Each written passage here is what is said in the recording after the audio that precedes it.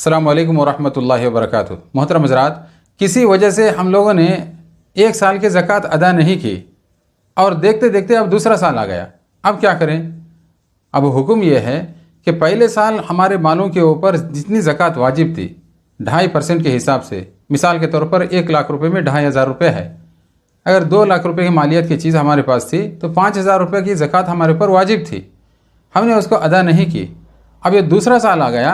अब करना यह है कि पहले साल की ज़कात की जो रकम है, मिसाल के ऊपर 2,000, 4,000, 5,000 जितना भी है, उसको उस माल से निकाल कर अलग रखेंगे और उसके बाद में बचा हुआ जितना माल है उसके ऊपर कितनी ज़कात वाजिब होते हैं उसका हिसाब करेंगे। यूँ ना समझो एक साल गुजर गया तो पहले साल की ज़कात हमसे जो है माफ़ हो गई है। अब दोनों को मिलाकर देना है। किसी ने कर्जा ले लिया और लेने के बाद में सालों साल गुजर गए, उसको वापस करने का नाम ही नहीं लेता। अब क्या करें? अब हुक्म यह है कि इस कर्जे के ऊपर ज़कात वाजिब नहीं है, इसलिए कि इसकी मिलने की कोई उम्मीद ही नहीं। हाँ, कुछ साल गुजरने के बाद अल्लाह ने उसको हिदायत दी, उसको वापस किया उसके मालिक को।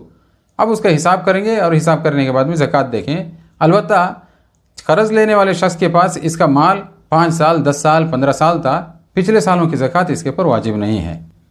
हमने कर्जा लेकर कर्जे के बदले में गिरवी के तौर पर कोई चीज़ रखे किसी के पास, अब इस माल के ऊपर ज़कात वाजिब नहीं है। और जिसके पास गिरवी के तौर पर ये माल रखे हैं, सोना है, चांदी जो भी है, उसके ऊपर भी ज़कात वाजिब नहीं है और गिरवी रखने वाले के ऊपर भी ज़कात वाजिब नहीं है। सोना चांदी का हम हिसाब करके ज़कात देते हैं, इसमें फ़रोख्त का एतबार होगा। मिसाल के तौर पर हमने 1 पौन सोना 50,000 रुपये में ख़रीदा।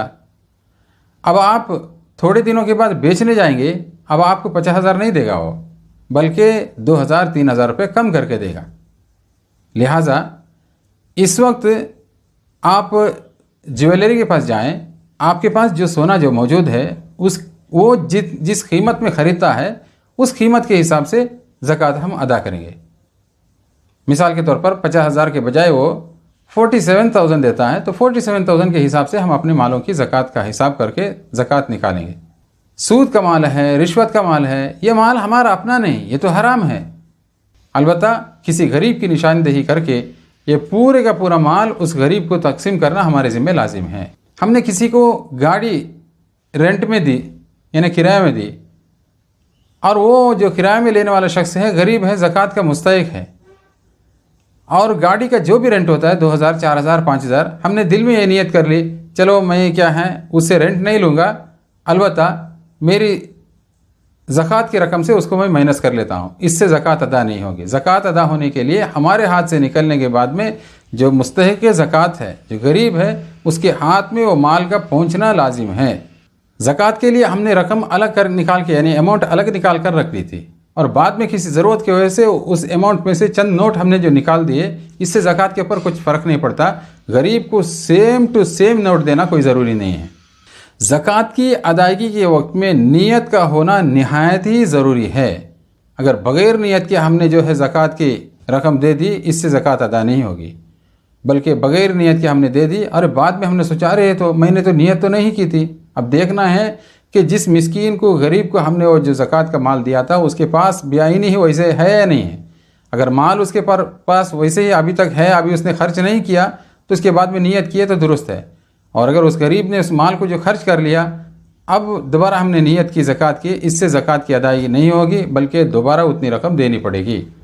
मुसलमान फ़कीर है, मिस्कीन है, गरीब है, मजबूर है, लाचार है, मदारिस दीनिया के तलबा हैं, कर्ज़दार है, और कोई मुसाफिर अगरचे अपनी जगह पर मालदार था लेकिन सफ़र में है, किसी वजह से उसका जेब कट गया, कोई और परेशानी आ गई और वो पैसों का मोहताज बन गया, उसको भी ज़कात की रकम दे सकते हैं।